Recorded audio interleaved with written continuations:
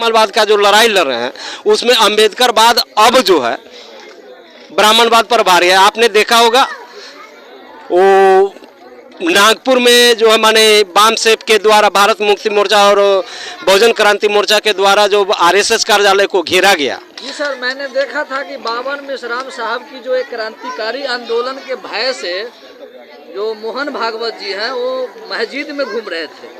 मस्जिद में घूमना उनका नौटंकी है, वो मस्जिद घूम नहीं रहे थे।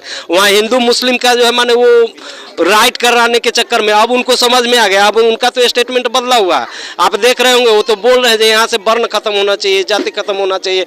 आरएसएस जो है अब वो क्रांति करने के चक्कर में नहीं, वो प्रति क्रांति का जो है सोच रहा है, समझ गए ना। जो हम लोग जो उसको एक्टिव करते हैं उसको डीएक्टिव करने के चक्कर में पड़ा रहता है।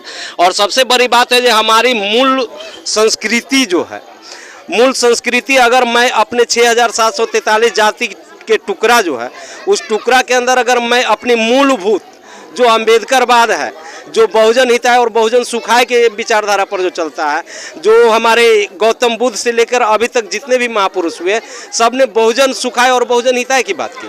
और उसी कड़ी में अंबेडकर जी के आने के बाद जो है माने कारवा तो जोर शोर से चला। उसके बाद बीच में मनुवादियों ने अंबेडकर साहब का हत्या करने के बाद कारवा कुछ दिन तक के रुक गया। लेकिन एक भारत में विस्फोटक, एटम बम से भी बड़ा विस्फोटक जिनका नाम कांशीराम साहब आपने बोला, उनके आने के बाद हम लोग फिर से शुरू हुए।